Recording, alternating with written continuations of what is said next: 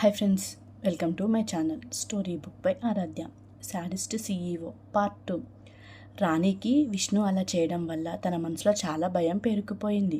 తను విష్ణుతో మాట్లాడాలి అన్నా కూడా భయంతో నోరు తెరవలేకపోయింది. అది విష్ణుకు అర్థమైంది. ఇంకా రూమ్ నుంచి బయటకు వెళ్తుంటే రాణి వాటర్ బాటిల్ని కింద పడేసింది. వెంటనే విష్ణు ఆగి చూస్తాడు. రాణి విష్ణుని చూసి ఇట్స్ ఓకే విష్ణువర్ధన్ సార్ అంటుంది చిన్నగా. విష్ణుకి కొంచెం రిలీఫ్ వచ్చి వెంటనే సారీని ఓకే చేసినందుకు థ్యాంక్ యూ రాణి అని అంటాడు, కొంచెం స్మైల్ చేస్తూ. ఇప్పుడు ఎలా ఉంది అని అడిగాడు పాదాలను చూస్తూ. బాగానే ఉంది అంటూ రాణి కూడా తన పాదాలను చూసుకుంటూ చెప్తుంది. పెయిన్ తగ్గింది అంటూ లేచి నడవడానికి ట్రై చేసింది.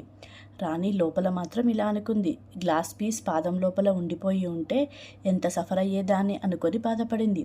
విష్ణు వాచ్ చూసుకొని ఓకే రాణి నేను వెళ్తాను అంటూ వెళ్ళిపోయాడు. రాణి ఆలోచనలో పడింది. చిన్నప్పటి నుండి చూస్తున్నా, ఇంత వైరల్గా ఎప్పుడూ లేడు, కానీ ఇప్పుడెందుకు ఇలా అర్థం కాకుండా బిహేవ్ చేస్తున్నాడు, ఏదో జరిగిందనుకుంటూ ఆలోచిస్తుంది రాణి. విష్ణుకి రాణి సారీ ఓకే చెప్పినా కానీ డల్గానే ఉన్నాడు. కాలేజీకి వెళ్ళమని డ్రైవర్కి చెప్పాడు. కారు కొద్దిసేపట్లో కాలేజ్ దగ్గర ఆగింది. అప్పుడు లంచ్ టైం అవ్వడంతో స్టూడెంట్స్ అంతా క్యాంటీన్కి వెళ్ళిపోయారు. క్లాసెస్ అన్నీ ఖాళీగా ఉన్నాయి. విష్ణు అన్ని క్లాసెస్ చూసుకుంటూ సెకండ్ ఫ్లోర్కి వెళ్తాడు. లాస్ట్ నుంచి సెకండ్ రూమ్ తనని కొంచెం అట్రాక్ట్ చేస్తుంది. ఎవరూ లేరు కదా అని విష్ణు అక్కడ ఒక బెంచ్ మీద కూర్చున్నాడు. తన కాలేజ్ మెమోరీస్ గుర్తుకొచ్చి నవ్వుకున్నాడు. సడన్గా ఒక వాయిస్ వినిపించింది. ఎవరో మాట్లాడుతున్నారు, కానీ విష్ణుకి ఎవరూ కనిపించలేదు. ఆ వ్యక్తి ఇలా అంటున్నారు, ఏం కాలేజ్రా బాబు, అసలు కాలేజ్ అంటే ఎలా ఉండాలి, ఆటలు పాటలు కబుర్లు అల్లర్లు కామెంట్స్ జోక్స్ ఇలా ఎన్ని ఉండాలి, కానీ ఇక్కడ ఏం లేవు, ఓన్లీ చదువుకోవడానికి కాలేజీకి రావాలా, ఇదేం కాలేజ్రా బాబు అంటూ ఆ వ్యక్తి అంటూ ఉంటారు. ఆ మాటలు విన్న విష్ణుకి నవ్వొచ్చింది.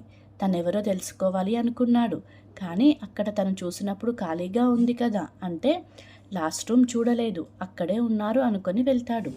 ఎందుకో విష్ణుని ఆ మాటలు అట్రాక్ట్ చేశాయి. వెంటనే వెళ్ళాడు, కానీ అక్కడ ఉన్న దృశ్యాన్ని చూసి అలానే ఉండిపోయాడు. ఎందుకంటే అక్కడ ఒకే ఒక అమ్మాయి ఉంది. చాలా అందంగా ఉంది. వైట్ కలర్లో ఉంది. Top to bottom blue colour dress వేసుకొని చాలా క్యూట్గా ఉంది. విష్ణుకి చూడగానే నచ్చేసింది ఆ అమ్మాయి. ఒక్కతే కూర్చొని తనలో తానే మాట్లాడుకుంటుంది. ఆ రూమ్లో ఎవరూ లేరు. విష్ణు వెంటనే బ్లేజర్ తీసేసి పక్కన బెంచ్ మీద పెట్టేశాడు. విష్ణుకి ఆ అమ్మాయిని చూడగానే వెంటనే తనకు ఒక వింత ఆలోచన వచ్చింది. తనతో సీఈఓగా కాక నార్మల్ వ్యక్తిలాగా మాట్లాడాలి అని అనుకున్నాడు. అందుకే బ్లేజర్ని తీసేసి పక్క రూమ్లో ఒక బెంచ్ మీద పెట్టాడు. క్యూట్గా ఉన్నాడు విష్ణు చూడ్డానికి. స్టైల్గా వాక్ చేసుకుంటూ రూమ్లోకి ఎంటర్ అయ్యాడు. ఆ అమ్మాయి విష్ణు వాక్ చేస్తున్నప్పుడు వచ్చిన షూస్ సౌండ్ విని ఎవరా అన్నట్టు చూసింది. అక్కడ విష్ణుని చూసి ఎవరు కావాలి మీకు అని అడిగింది, ఏదో రిసెప్షనిస్ట్ అడిగినట్టు. వెంటనే విష్ణు ఇక్కడ ఒక అమ్మాయిని సుశాంత్ సార్ పిలిచారు అని చెప్తాడు. తన పేరేదో పాతో స్టార్ట్ అవుతుంది అన్నాడు. ఎందుకంటే విష్ణు ఆ అమ్మాయి బ్యాగ్కి ఉన్న పి అన్న కీ చైన్ చూశాడు.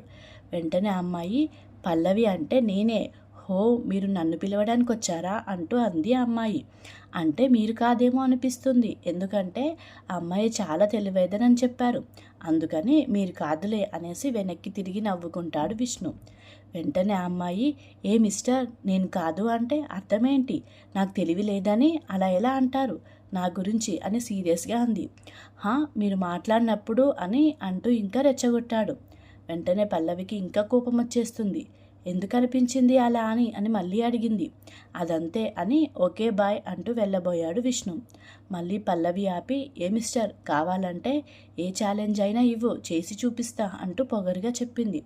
వెంటనే విష్ణు, అవునా, అయితే ఏం లేదు, నువ్వు కళ్ళు మూసుకొని నా పెదాలపై కిస్ ఇవ్వాలి, అది కూడా కరెక్ట్గా ఒక్క ఛాన్స్ మాత్రమే అంటాడు. పల్లవి ఉన్న పొజిషన్లో ఏం ఆలోచించకుండా ఓకే డన్ అంటూ కళ్ళు మూసుకుంది. కానీ విష్ణు హైట్ కదా, తను ఎగిరినా కూడా విష్ణు మెడ వరకే వచ్చింది. అది కరెక్ట్ ప్లేస్ అనుకొని కిస్ పెట్టబోయింది. విష్ణు ఛాన్స్ మిస్ కాకూడదు అని తనకు అందేలా బెండ్ అయ్యాడు. వెంటనే పల్లవి 5 నిమిషాలు తన ఛాలెంజ్ని కంటిన్యూ చేసింది. తర్వాత తను ఏం చేస్తుందో అర్థమయ్యేసరికి ఒక్కసారిగా కళ్ళు తెరిచి విష్ణు నుండి దూరం జరిగింది. విష్ణు తను అలా జరగడం నచ్చకపోయినా తన ఛాలెంజ్ నచ్చింది. సో కామ్గా ఉన్నాడు. పల్లవికి ఎలా రియాక్ట్ కావాలో తెలియలేదు, కానీ ఏదో ఆలోచిస్తుంది. కాసేపు ఆగి చెప్పడం మొదలుపెడుతుంది. చూడు, నువ్వు అలా నాకు తెలివి లేదని అనేసరికి ఇలా చేశాను, కానీ కావాలని కాదు. నేనున్న కోపంలో నువ్వు చెప్పింది కూడా ఆలోచించలేదు. ఈ విషయం ఇక్కడితో మర్చిపోతే మంచిది. ఇంకెక్కడ డిస్కస్ చేయకు అని తన ప్లేస్లో కూర్చుంది ఆ అమ్మాయి. ఇంత పాజిటివ్గా థింక్ చేయడం విష్ణుని ఆశ్చర్యపరిచింది. విష్ణుకి ఫోన్ రావడంతో అక్కడి నుండి బయటకు వచ్చి బ్లేజర్ తీసుకొని వెళ్ళిపోయాడు. బ్లేజర్లో తన వాలెట్, ఇంపార్టెంట్ బిజినెస్ కార్డ్స్ ఉన్నాయి, లేదంటే వదిలేసేవాడే. ఆ కాల్ విష్ణు కంపెనీస్లో టాప్ కంపెనీది. సో ఫాస్ట్గా అక్కడికి వెళ్ళి వర్క్ కంప్లీట్ చేసుకున్నాడు. ఇంటికి నైట్ 11కి వెళ్ళాడు. ఆ రోజు నైట్ అంతా పల్లవి గురించి ఆలోచిస్తూ నిద్రపోయాడు. రాణి టాపిక్ అస్సలు గుర్తు రాలేదు. నెక్స్ట్ డే విష్ణు ఒక సైకియాట్రిస్ట్ని కలిశాడు. ఆయన ఇలా చెప్పాడు, డాక్టర్ ఏం చెప్పారో అప్పుడే చెప్పాను, తర్వాత ఎపిసోడ్లో మీకు రివీల్ చేస్తాను. అయితే విష్ణు అక్కడ నుండి వెళ్ళిపోయాడు. ఆఫీస్కి వెళ్ళి ఫైల్స్ అన్నీ చూశాడు. ఫైల్లో ఏదో మిస్టేక్ కనిపించింది. అంతే, పిఏ పైన, ఎంప్లాయీస్ పైన శివతాండవం చేశాడు విష్ణు. శివుడు మూడో కన్ను తెరిస్తే ఎలా ఉంటుందేమో డెమో చూపించాడు. అంతే, అందరూ కలిసి సార్ మిస్టేక్ ఏముందో చెప్పండి, కరెక్ట్ చేస్తామంటూ ఒక యూనిట్గా చెప్పారు. నేను చెప్తే నెక్స్ట్ టైం కూడా ఇదే చేస్తారు. సో మిస్టేక్ ఎవరు చేసినా, చిన్నదైనా పెద్దదైనా, అది మీరంతా కలిసి అదేంటో కనిపెట్టి కరెక్ట్ చేయండి అంటాడు విష్ణు. వాళ్ళు ఎంత ట్రై చేసినా మిస్టేక్ అర్థం కాదు. అడిగితే విష్ణు చెప్పడు. ఇంకా తప్పదు అనుకొని ఒక్కొక్కరు ఫైల్ తిరగేస్తారు. లాస్ట్కి అర్థమైంది వాళ్ళకి. అప్పుడు ఊపిరి పీల్చుకొని వెంటనే కరెక్ట్ చేసి ఫైల్ ఇస్తారు విష్ణుకి. ఇదోకే, బట్ ఈరోజు మీరు చేయాల్సిన వర్క్ ఏది అంటాడు కొంచెం కోపంగా. సార్, మీరే కదా ఈ ఫైల్ చెక్ చేయమన్నారు, మరి ఇప్పుడు ఇలా అంటారేంటి అని అడుగుతారు ఎంప్లాయీస్. నేను ఆ వర్క్ చేయమన్నాను, కానీ ఇది ఆపమని అనలేదుగా అని విష్ణు అనగానే ఎంప్లాయీస్ బుర్రలు గిర్రని తిరిగాయి. వెంటనే జంప్ అయిపోయారు అక్కడి నుండి. 6 గంటల్లో చేయాల్సిన వర్క్ని 3 గంటల్లో చేసి చూపించారు. దట్స్ గుడ్ అంటూ విష్ణు అక్కడి నుండి వెళ్ళిపోయాడు. విష్ణుకి కారులో వెళ్తుంటే పల్లవి గుర్తొచ్చింది. వెంటనే పల్లవిని చూడాలి అని తన ఫోన్లో సీసీ కెమెరా ఓపెన్ చేశాడు. అప్పుడు తన ప్రైవసీ కోసం కారు పక్కకి పెట్టి కాసేపు కార్ చుట్టుపక్కల కూడా ఎవరూ రావద్దు అని విష్ణు ఆర్డర్ వేశాడు డ్రైవర్కి. అలాగే సార్ అని డ్రైవర్ రోడ్ క్రాస్ చేసి టీ తాగడానికి వెళ్ళాడు. విష్ణు ఒక 5 మినిట్స్ పల్లవిని చూశాక విపరీతమైన కోపం వస్తుంది. చుట్టూ చూస్తాడు, ఎవరూ కనిపించలేదు. తన శాడిజం చూపించడానికి వెంటనే కార్ దిగి డ్రైవర్ సీట్లో కూర్చొని స్పీడ్గా డ్రైవ్ చేస్తున్నాడు. ఒక 5 నిమిషాలలో చెట్టు ఉన్న దిశగా కార్ తిప్పాడు. ఇంకేముంది, చెట్టుకు తగిలి కారు గ్లాస్ బ్రేక్ అయ్యి విష్ణు స్టీరింగ్ మీద వాలిపోయాడు. బ్లడ్ తన తల నుండి ధారాగా కారుతుంది. విష్ణు డ్రైవర్ సీట్లో కూర్చుంటున్నప్పుడే టీ స్టాల్ నుండి బయటకు వస్తున్న డ్రైవర్ చూసి సార్ అంటూ అరుస్తూ పరిగెత్తాడు. కానీ విష్ణు ఫాస్ట్గా డ్రైవ్ చేయడం వలన పక్కనే ఉన్న చెట్టుకు కార్ ఫోర్స్గా వెళ్ళి గుద్దుకుంది. డ్రైవర్ వెంటనే విష్ణు ఉన్న ప్లేస్కి వెళ్ళి అక్కడ ఉన్న పరిస్థితి చూసి వెంటనే విష్ణు తండ్రి హరికృష్ణ గారికి కాల్ చేసి జరిగిందంతా చెప్పాడు. డ్రైవర్ కార్ డోర్ తీసి విష్ణుని బయటకు తీయబోయాడు, కానీ అతని వల్ల కాలేదు. పక్కవారి హెల్ప్ తీసుకొని బయటకు తీశాడు. ఇంతలో విష్ణు కోసం కార్ వచ్చింది. అది హరికృష్ణ గారిది. హరికృష్ణ తన ఫ్రెండ్ని కలిసి వస్తుంటే ఇలా జరిగింది. సో అక్కడికి ఫాస్ట్గా వచ్చేశాడు. విష్ణుని హాస్పిటల్కి తీసుకెళ్లారు. వెంటనే డాక్టర్ విష్ణుకి ట్రీట్మెంట్ స్టార్ట్ చేశారు. హెవీ బ్లడ్ లాస్ అవ్వలేదు, డోంట్ వరీ, 24 అవర్స్లో స్పృహ రావచ్చు అంటూ ప్లీజ్ బీ కూల్ అని హరికృష్ణ గారికి చెప్పి డాక్టర్ వెళ్ళిపోతాడు. హరికృష్ణ ఊపిరి పీల్చుకున్నాడు, కానీ ఎక్కడో కొంచెం భయంగా ఉండి ఆ భగవంతుణ్ణి ప్రార్థిస్తున్నాడు విష్ణుకి ఏం కాకూడదని. విష్ణు కోసం తల్లి వసుంధర కానీ తమ్ముడు దేవా కానీ రాలేదు. రాణి మాత్రం వచ్చింది. విష్ణు సీసీ కెమెరాలో ఏం చూశాడు అంటే పల్లవితో పాటు వేరే అబ్బాయి ఉన్నాడు. వాళ్ళేదో మాట్లాడుకుంటున్నారు. సడన్గా అబ్బాయి వెళ్ళిపోతూ పల్లవికి హగ్ ఇచ్చాడు. పల్లవి కూడా తిరిగి హక్ చేసుకుంది. ఇదంతా చూస్తూ విష్ణుకి పల్లవి మీద కోపం వచ్చింది. ఏం చేయాలో తెలియక అతను శాడిజంతో తనని తానే బాధ పెట్టుకున్నాడు. 24 గంటలు దాటినా కూడా విష్ణుకి స్పృహ రాలేదు. హరికృష్ణ గారి బాధకి హద్దు లేకుండా పోయింది. బాధలో వచ్చిన కోపంతో డాక్టర్ కాలర్ పట్టుకొని 24 గంటలు దాటినా కూడా స్పృహ రాలేదు, నువ్వేం చేస్తున్నావు డాక్టర్ అంటూ వాదిస్తున్నాడు హరికృష్ణ గారు. హరిగారు చెప్పేది వినండి అంటూ డాక్టర్ చెప్తున్నా వినే స్థితిలో లేడు హరికృష్ణ గారు. ఒక అరగంట సేపు తిడుతూనే ఉన్నారు. ఈలోగా నర్సు వచ్చి సార్ విష్ణు గారికి స్పృహ వచ్చింది అనగానే అప్పుడు కంట్రోల్ అయ్యాడు హరికృష్ణ గారు. వెంటనే డాక్టర్ లోపలికి వెళ్ళి ఒక 5 నిమిషాలకు బయటకు వచ్చి హరికృష్ణ గారిని చూశారు.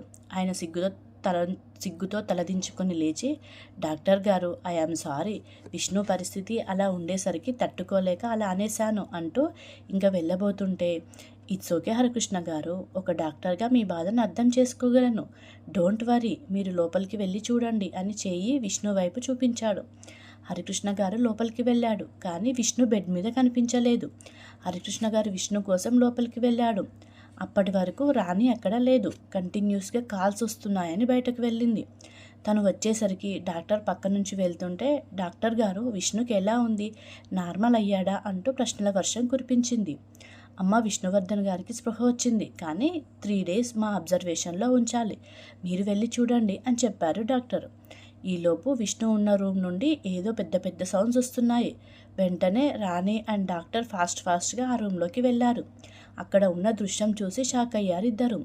ఎందుకంటే విష్ణు బెడ్ మీద కాకుండా కార్నర్లో ఉన్నాడు. అతని పక్కన ఒక వ్యక్తి చూడ్డానికి ఎబ్బెట్టుగా ఉన్నాడు. చూస్తేనే అర్థమవుతుంది అతను ఒక రౌడీ అని. ఫేస్కి మాస్క్ పెట్టుకొని జిమ్కి వెళ్ళేవాడిలా ఉన్నాడు. లేకపోతే మన విష్ణుని కనీసం ముట్టుకునేవాడా? చేతిలో ఒక కత్తి పట్టుకొని విష్ణుని వెనక నుంచి పట్టుకొని గొంతు దగ్గర కత్తి పెట్టాడు. ఇదంతా హరికృష్ణ గారు చూస్తున్నా కూడా దగ్గరికి వెళ్తే విష్ణుకి ప్రమాదం అని దూరం నుంచి అతన్ని తిడుతూ బ్రతిమిలాడుతూ డబ్బాష చూపిస్తూ ఇలా చాలా రకరకాలుగా ట్రై చేస్తున్నాడు. విష్ణు కూడా చాలా ట్రై చేస్తున్నాడు తనని కొట్టడానికి. అందుకే ఆ రూమ్లో తనకు అందిన వస్తువులన్నీ తీసి కొట్టే ప్రయత్నం చేశాడు. అవి కింద పడడం వల్ల ఆ సౌండ్స్ వచ్చాయి. డాక్టర్ ఈలోపు తన స్టాఫ్కి, సెక్యూరిటీకి చెప్పి వాళ్ళని వెంటనే రమ్మన్నాడు. విష్ణు అప్పటిదాకా వింత వింత ప్రయత్నాలు చేశాడు. కానీ అప్పుడేదో గుర్తుకొచ్చింది అన్నట్టుగా మొహం పెట్టి తన గొంతుకు మాత్రమే కత్తి పెట్టారు. చేతులకేం లేదు కదా అని విష్ణు అప్పటిదాకా పక్కన ఉన్న వస్తువులపై దృష్టి పెట్టాడు. తనపై కత్తి పెట్టిన చేతిని గట్టిగా పట్టుకొని కొంచెం వెనక్కి నెట్టాడు విష్ణు. ఆ వ్యక్తి మళ్ళీ దగ్గరికి కత్తి పెట్టేలోగా ఆ చేతులు గట్టిగా కొరుకుతాడు. అతను నొప్పి అనిపించి కత్తి వదిలేస్తాడు. అది పడబోతుంటే విష్ణు పట్టుకొని అతని రెండో చేతిని పక్కకు గెంటేసి తనకెదురుగా నిల్చున్నాడు విష్ణు కోపంగా చూస్తూ. విష్ణుని తన్నడానికి ప్రయత్నం చేస్తాడు ఆ రౌడీ. వెంటనే విష్ణు ఆ వ్యక్తి కాలుని కత్తితో దాడి చేస్తాడు, గాయాలు చేస్తాడు. ఇంతలో స్టాఫ్ అండ్ సెక్యూరిటీ వస్తారు.